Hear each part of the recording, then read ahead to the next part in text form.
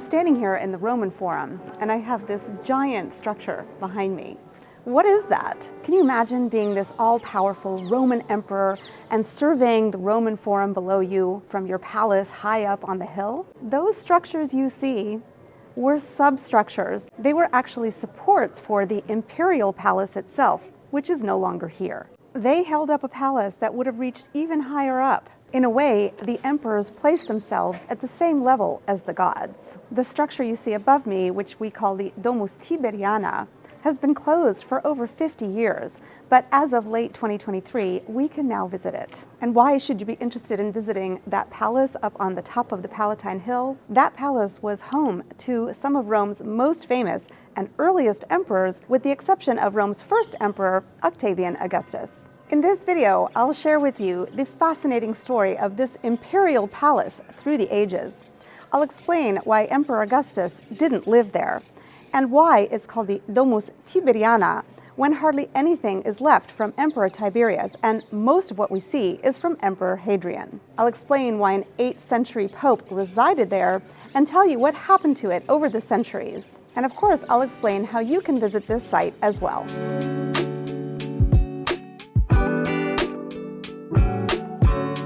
Let's start with the Palatine Hill itself. The Palatine Hill was one of the original 7 hills of Rome.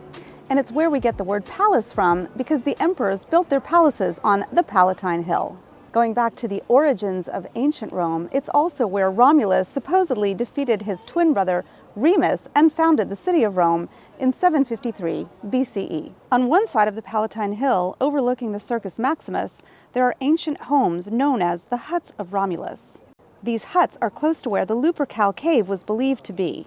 The Lupercal is where, according to the legend of Rome's founding, Romulus and Remus were found and nursed by a she-wolf until they were saved by a shepherd named Faustulus. What we do know is that Octavian Augustus, before he became emperor, bought some houses in the area because he wanted to be close to the sites that were associated with the origins of Rome. These were known as the Domus Augusti. According to Roman historian Livy, by living so close to sites associated to the foundation of the city, Augustus wanted to show he was a true Roman. However, this was just the house of a wealthy man, not the palace of an emperor. And even when he became emperor of Rome, Augustus did not build a palace on the Palatine Hill, because he was very careful in respecting the republican institutions and in avoiding the behavior of an absolute ruler. You can visit the House of Augustus today with the Roman Forum Super Pass or the full experience ticket. After Augustus, the next 4 emperors that followed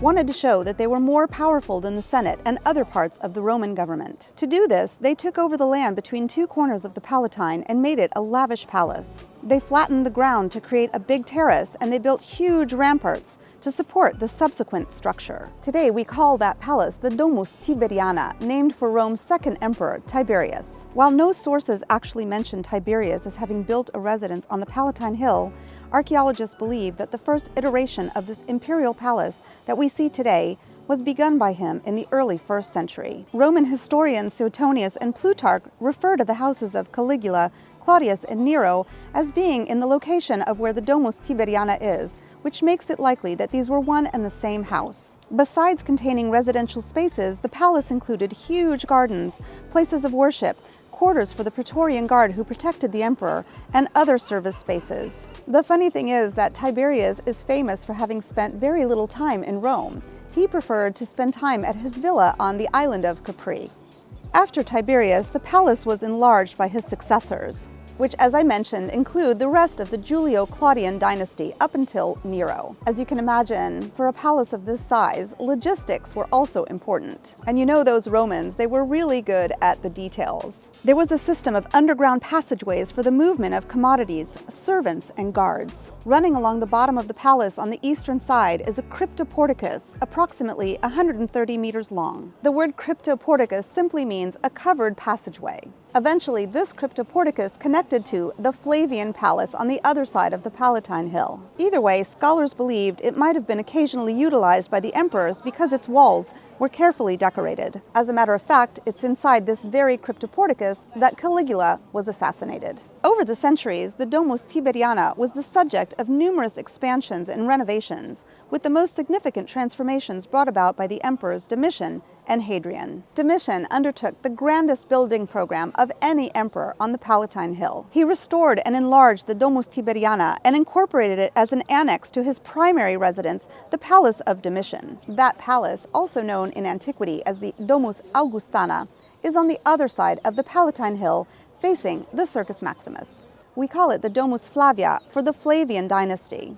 You may remember that the Flavian dynasty was comprised of emperors Vespasian, Titus, and Domitian. They are the ones who destroyed the lake that Emperor Nero had built for his Domus Aurea and replaced it with a giant amphitheater that we know today as the Colosseum. Domitian also built a ramp that led from the palace down into the Roman Forum. The ramp started near the arch he erected to celebrate his brother Titus and his father Vespasian. We know that arch today as the Arch of Titus. And he built another ramp up from the other side. In fact, today we can use either of these ramps to access the Domus Tiberiana.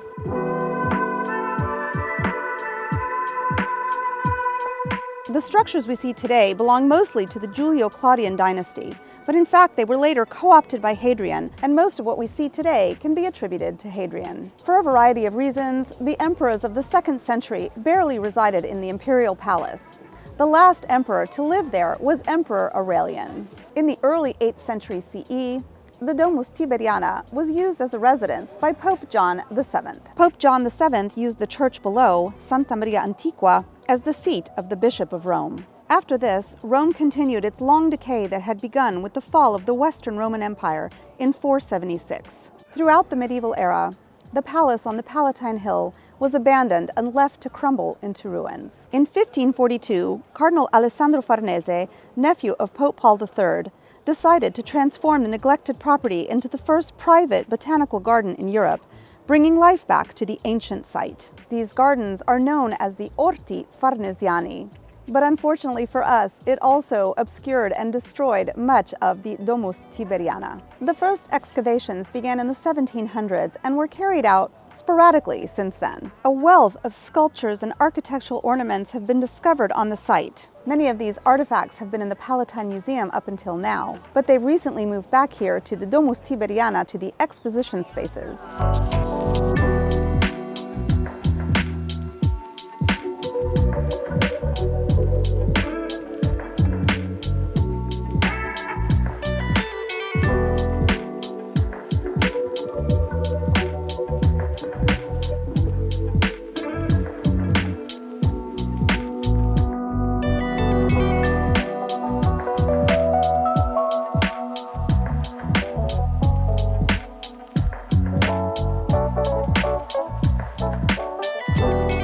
To see these spaces, you're going to need a full experience ticket or a Roman Forum Super Pass. By the way, if you only have a regular Colosseum Roman Forum ticket that doesn't allow you access to the super sites, you can upgrade for €4 on the Co-op Culture website. You can also upgrade at the ticket booths here at the Roman Forum and Colosseum. Just note that €4 upgrade does not give you any access to other sites at the Colosseum, but it does give you access to all of the super sites that are open on the Roman Forum and Palatine Hill.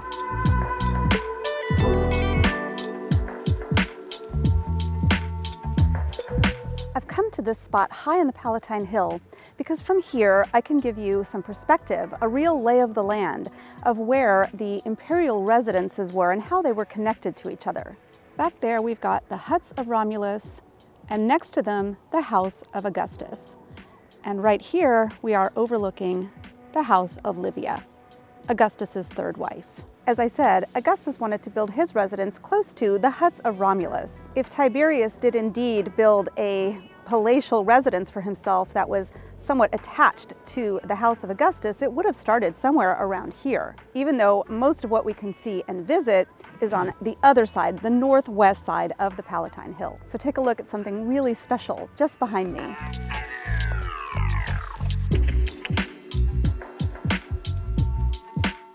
This is actually one of the original structures. It was once a fish pond where they raised fish. Behind that fish pond and further into the distance, we can see the remains of a huge imperial palace. This palace was of the Flavian dynasty, specifically Domitian. Unlike the Domus Tiberiana, the Palace of Domitian has quite a bit more that we can see above its structural supports.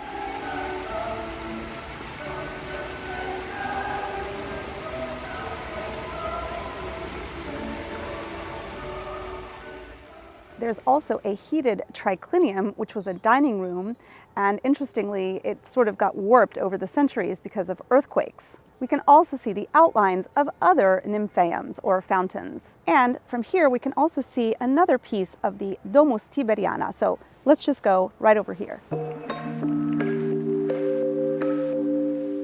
From here, we can see down into the cryptoporticus. This was a passageway to the palace. From here, to give you an idea of the enormity of the Domus Tiberiana, I'm going to turn around and take you with me to the overlook of the Palatine Hill, which is where most people go to get photos and video of the Roman Forum below.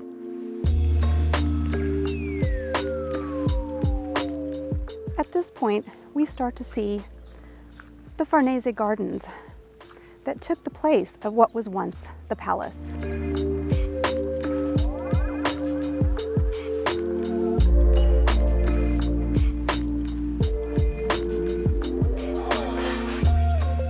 Here on the Palatine Overlook, which is where most people come to take photos and video and just enjoy this amazing view, this is where the palace stood. This is where the emperor stood to survey the Roman Forum and his subjects below him. Got some very noisy seagulls up here. All right, how do we access the Domus Tiberiana? Eventually, Domitian built a ramp on both sides, one coming up from what is today Santa Maria Antiqua, and the other coming up from the arch that he built in honor of his brother Titus. And today we can use either of these entrances to visit the Domus Tiberiana.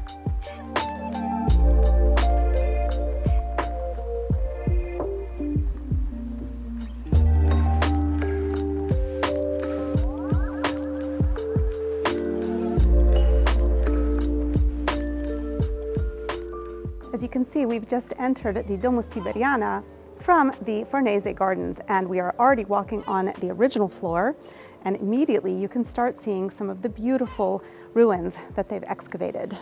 There's original tiling on the floor there, and original fresco colors on the walls. So let's take a look inside of here, and we can see a Hadrianic fresco.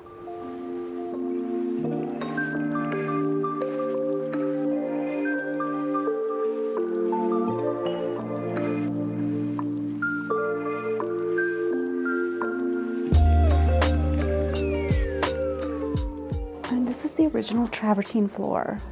So this is where emperors walked. And this is where they would have gone up to the palace, all the way up there. So can you imagine being a servant and having to climb these stairs? This is the way out, but it's also another way in. So we can come up or down this ramp.